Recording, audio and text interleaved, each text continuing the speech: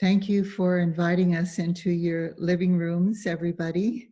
I'm Kamala Masters, and beside me is Steve Armstrong. And I'd like to speak a little bit, and then Steve will continue on after me about this retreat that we're very excited to be doing online. This is a very new thing for both of us and for the Dharma world in general. It's kind of like a beautiful experiment to meet the time and the changes during this time.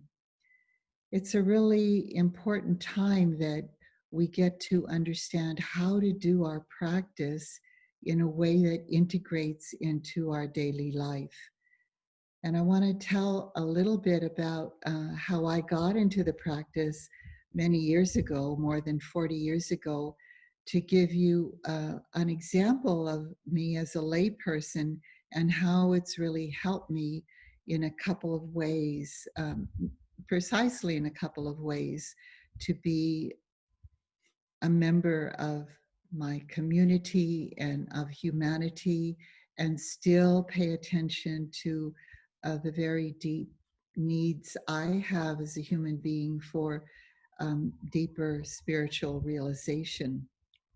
So when I first came into the practice in the 1970s, it was with Anagarika Munindra, who was also the teacher of Joseph Goldstein and Sharon Salzberg. And I started learning at that time this practice of Vipassana, which is insight meditation, and also metta, which is loving kindness.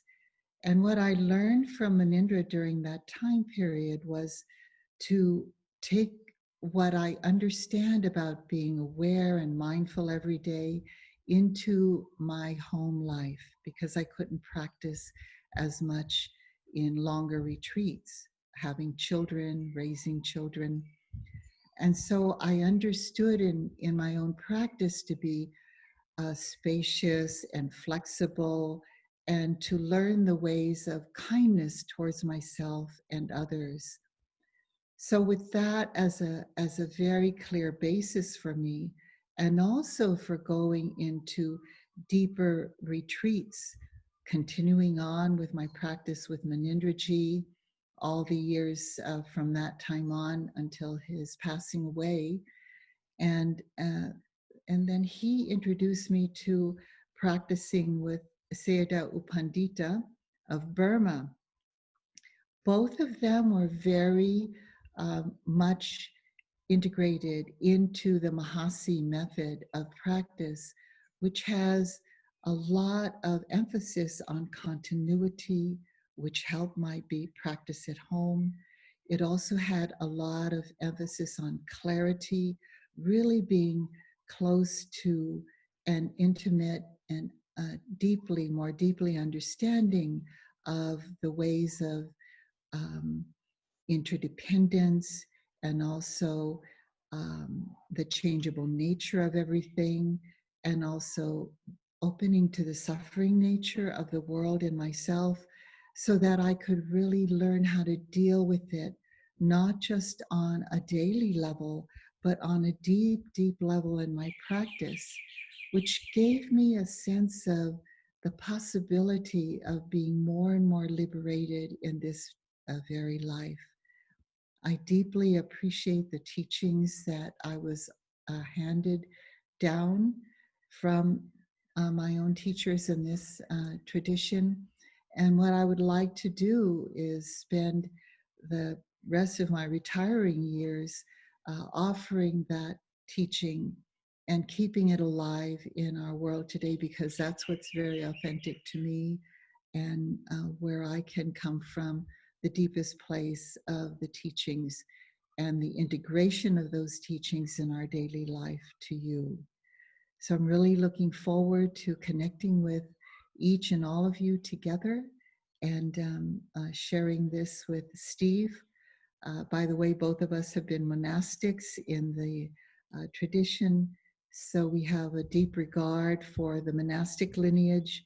We also, who have been our teachers, and we also have a deep regard for daily living and how to integrate it, especially in this very precious time of coming to a different perspective of our lives in this time of great change. So I'm looking forward to connecting with all of you, and we'll share the best of our practice with you. So I'd like to hand it over to Steve now, and he can share. Yeah, thank you, Kamala. I'm happy to have this opportunity to introduce you all to the teachings of Mahasi Sayadaw, which is one of the grandfathers or senior teachers of this tradition of practice. And I started my practice, 40 years ago, almost accidentally. I had never practiced meditation. I didn't know anybody who practiced meditation. I didn't know anything about Buddhism. I didn't know anything, but I accidentally went to a 2-week silent retreat. Oh. But I went to a retreat that was the last 2 weeks of a 3-month course. So there was already, 100 people that were practicing for, a month and a half. And I was stepping into that environment and those teachings that I'd never heard before and I'd never practiced before. So this was a totally new experience in life. And needless to say, it kind of was like, what am I doing? What am I doing here? What's this all about? I didn't know. And I have to admit that that first 2-week retreat was torture. It was just agonizing physically, sitting still for so many hours a day and not having any social connection with anybody except the teachers every couple of days. And my mind was a wreck. Excuse me. It was just caught up in all of the usual 25, 26-year-old,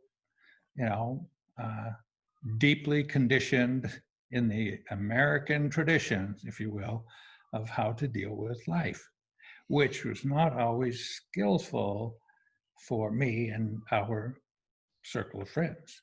So it was a total new environment and a total different view of life and the purpose of life and the value of life and how to live differently. Needless to say, even though I didn't know anything about meditation practice, and when I left the 2-week retreat, I still didn't know what I was doing. But here I am now, 40, 45 years later. Here I am inviting people to come to this practice that I started with. Come to this practice and just to share the fact that while it may feel foreign or different of anything you've heard before or practiced before, it is a kind of foundational teaching and practice that I must say all of the senior teachers of this tradition in the US and Europe have practiced, I would have to say, extensively. So it's a kind of practice that has not been or is not being so currently being offered as it was at that time. So what we're interested in doing is offering a retreat and with the instruction and the guidance for the meditation that we received in our intensive retreats with very orthodox, way of practicing based on the Buddha's teaching. So it was, challenging for me. It may be challenging for some of you who are interested in doing this practice. But let me say, here I am 40 some years later, and my life has become a lifestyle of living what I learned on that retreat. Mm. It's not just a daily meditation, and it's not just parroting what the Buddhists taught. It was like, oh, imbibing, inhaling all the teachings and finding my own way in life to experience and to share how I live life. And now, having taught for 40, 25 plus years, um, I see that there's a lot of interest and a lot of benefit. And without naming all the benefit, let's just say that I'm more aware of myself and others and our sharing this life and practice together. And it's not always easy, and it's not always pleasant. It's not maybe what I had expected, but nevertheless, it is very informative and uh, beneficial for dealing with everything in life. Mm. And it might take some time to learn that it's that beneficial, but you'll see. So I invite you all to consider coming to the retreat, even if you've never heard of us or Mahasi Sayadaw or this kind of practice. Let's say that you could benefit if you've never heard anything about meditation, or if you've been practicing for years or decades. It can be a reminder of where you started. Mm. So let me just invite you all. We invite you both of us because it has become a lifestyle for us, not just the practice, but it's how we live our life. Mm. We will enjoy sharing our experience with you. Okay. Thank you.